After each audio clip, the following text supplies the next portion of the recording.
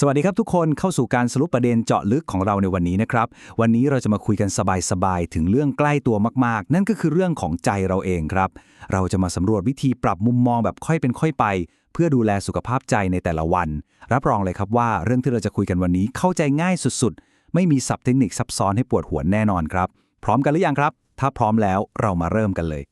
เคยเป็นกันไหมครับบางวันเราก็ใช้ชีวิตอยู่ดีๆไม่ได้อยากจะหงุดหงิดเลยแต่จู่ๆความโกรธก็พุ่งปรี๊ดเข้ามาปวดในใจซะงั้นหรือบางคืนหัวถึงหมอนแล้วแท้ๆแต่ความคิดก็ยังวนเวียนไม่ยอมหยุดการโดนอารมณ์ดักปล้นแบบฉับพลันเนี่ยเป็นเรื่องธรรมดามากๆที่มนุษย์ทุกคนต้องเจอครับแต่ปัญหาคือพอเจอแบบนี้บ่อยเข้าเรามักจะเผลอแปะป้ายให้ตัวเองด้วยคำพูดหนักๆครับเราเริ่มบอกตัวเองว่าฉันเป็นคนขี้โกรธฉันเป็นคนคิดมากหรือหนักเข้าก็เหมาไปเลยว่าฉันเป็นคนอ่อนแอซึ่งบอกเลยนะครับว่ามันเป็นน้ำหนักที่เกินกว่าใจเราควรจะแบกรับไว้เยอะเลยครับทีนี้สิ่งที่น่าสนใจมากๆและเป็นจุดเปลี่ยนสำคัญของเราก็คือลองทบทวนดูดีๆนะครับเมื่อครึ่งชั่วโมงที่แล้วเราอาจจะเพิ่งหัวเราะร่าเริงอยู่เลยแต่ตอนนี้กลับรู้สึกหงุดหงิดซะแล้วหรือเมื่อวานเราอาจจะรู้สึกดิ่งสุดๆแต่วันนี้ตื่นมากลับรู้สึกโล่งและสบายใจขึ้นมาเฉยๆลองคิดตามนะครับถ้าอารมณ์ความรู้สึกพวกนี้คือตัวตนของเราจริงๆทำไมตัวตนที่ว่านี้ถึงได้เปลี่ยนไปเปลี่ยนมาตลอดเวลาขนาดนี้ล่ะครับหรือว่าจริงๆแล้วมันไม่ใช่ตัวเรากันแน่จากคำถามเมื่อกี้นะครับสิ่งที่พระเจ้าค้นพบถือเป็นอะไรที่เรียบง่ายแต่ปลดล็อกชีวิตพวกเราได้มหาศาลเลยนั่นก็คืออารมณ์ความรู้สึกทั้งหลายเนี่ยไม่ใช่แก่นแท้หรือตัวตนของเราเลยครับความจริงก็คืออารมณ์เป็นแค่สิ่งที่เกิดขึ้นเป็นแค่สภาวะชั่วคราวที่แวะเวียนมาทักทายแล้วเราก็ไม่ใช่เจ้าของมันด้วยนะครับความโกรธเดินทางมาแล้วเดี๋ยวมันก็ไปความสุขแวะมาหาแล้วมันก็จากไปความทุกข์เองก็เหมือนกันครับมันเกิดขึ้นตั้งอยู่แล้วในที่สุดมันก็ดับไปเป็นแบบนี้เสมอเลยครับภาพนี้อธิบายเรื่องเมื่อกี้ได้เห็นภาพชัดเจนมากๆเลยครับลองจินตนาการตามช้าๆนะครับความเหนื่อยล้าในใจเราเนี่ยมักจะเริ่มตอนที่เราเผลอเข้าใจผิดไปยึดติดว่าตัวเราเนี่ยคือก้อนเมฆที่ลอยผ่านไปมาแทนที่จะตระหนักว่าความจริงแล้วเราคือท้องฟ้าที่กว้างใหญ่ต่างหากครับเมฆมีทั้งสีขาวนุ่มฟูฟ่องแล้วก็มีทั้งเมฆพายุทะมึนน่ากลัวมันก่อตัวขึ้นลอยเข้ามาแล้วก็ถูกลมพัดผ่านไปแต่ท้องฟ้าไม่เคยหายไปไหนท้องฟ้ายังคงกว้างใหญ่และสงบอยู่เสมอครับ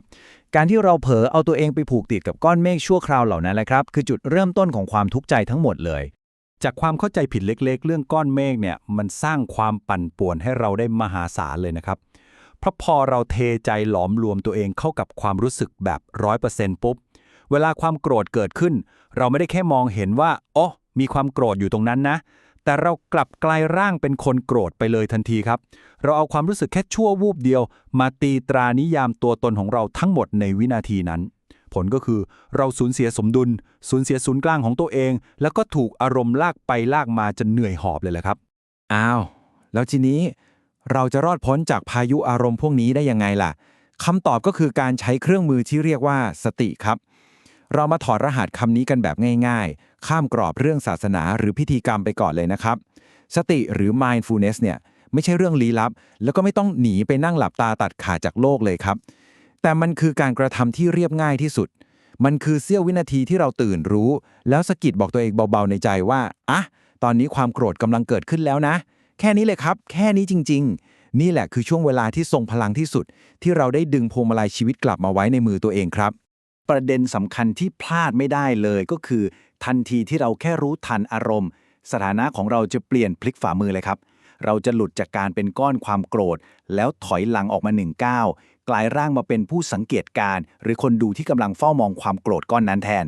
นี่คือก้าวแรกและก้าวที่ยิ่งใหญ่มากๆของอิสรภาพทางใจเลยนะครับเพราะอารมณ์อะไรก็ตามแต่พอเราถอยออกมารู้ทันมันปุ๊บอารมณ์นั้นจะถูกริบอำนาจแล้วก็หมดฤทธิ์ที่จะมาครอบงำเราไปเลยแหละครับ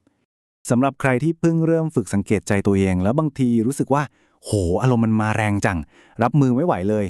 อยากจะบอกด้วยความอบอุ่นใจตรงนี้เลยนะครับว่าอาการแบบนั้นไม่ใช่ความล้มเหลวอะไรเลยเป็นเรื่องปกติมากๆครับเป้าหมายของเราไม่ใช่การสวมชุดเกราะออกไปทำสงครามเพื่อกำจัดหรือฆ่าความรู้สึกพวกนั้นให้ตายนะครับเราไม่ได้ตั้งหน้าตั้งตาบังคับตัวเองว่าห้ามโกรธนะห้ามเศร้านะเด็ดขาดแต่เป้าหมายเรามีแค่อย่างเดียวเลยครับคือการรู้ทันปล่อยให้อารมณ์มันทำหน้าที่ของมันไป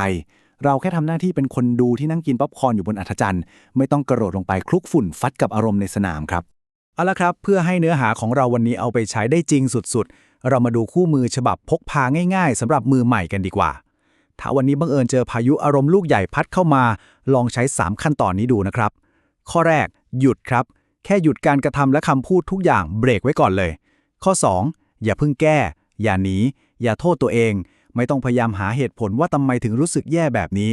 และที่สำคัญสุดๆ คือ อย่าด่าตัวเองครับที่เราเผลออ่อนแอ และข้อสุดท้ายรับรู้ครับ แค่บอกกับตัวเองเงียบๆว่าตอนนี้ความโกรธกำลังเกิดขึ้นนะ เท่านี้แหละครับ เกินพอแล้วจริงๆ เราไม่ได้ทุกข์เพราะโลกแต่ทุกข์เพราะเราเผลอเชื่อว่าทุกสิ่งในใจคือตัวเราลองปล่อยให้ประโยคนี้ค่อยๆซึมซาบลงไปในใจดูนะครับตลอดชีวิตที่ผ่านมาเราอาจจะวิ่งวุ่นเหน็ดเหนื่อยกับการพยายามจัดระเบียบโลกภายนอกให้ได้ดั่งใจแต่ความเจ็บปวดในแต่ละวันที่แท้จริงแล้วเนี่ยมันมาจากความเข้าใจผิดเล็กๆเรื่องกลไกในหัวใจเราเองทั้งนั้นเลยครับวันไหนที่เราเริ่มมองเห็นว่าความคิดและอารมณ์เป็นแค่แขกที่แวะมาเยือนไม่ใช่เจ้าของบ้านวันนั้นแหละครับเราจะได้สัมผัสกับความสงบเย็นที่ซ่อนอยู่ในตัวเรามาตลอดทีนี้ในเมื่อเราเริ่มจับทางได้แล้วว่าอารมณ์ไม่ใช่ตัวเราแล้วอะไรกันล่ะครับที่เป็นวงจรซ่อนเร้นที่คอยดักจับและขังพวกเราให้ยังคงวนเวียนอยู่ในความรู้สึกแย่ๆซ้ำแล้วซ้ำเล่า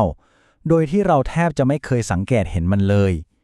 นี่แหละครับคือจิ๊กซอว์ชิ้นสำคัญที่เราจะมาไขความลับกันในการเจาะลึกครั้งต่อไป